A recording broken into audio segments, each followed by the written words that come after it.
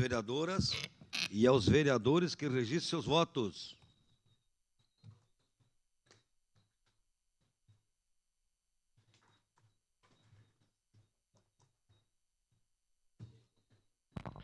Voto favorável, presidente. Obrigado. Voto favorável, Velocino Ex. Senhor presidente, Meneguzzi vota favorável. Alberto Meneguzzi vota favorável. Vota sim.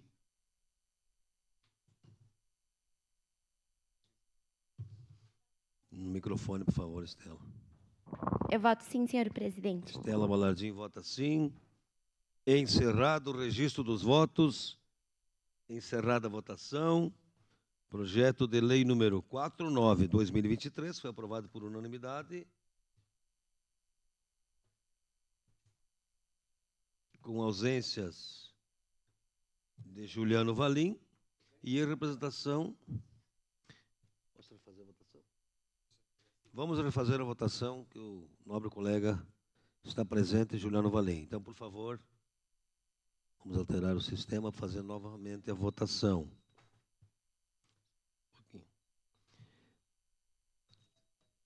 Agora sim, solicito aos vereadores e vereadoras que registrem seus votos. Projeto de lei 49/2023.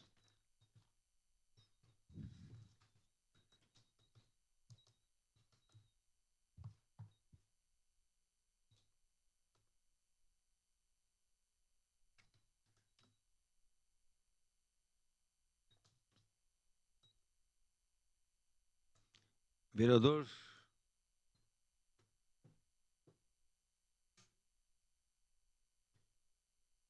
encerrado o registro dos votos, encerrada a votação.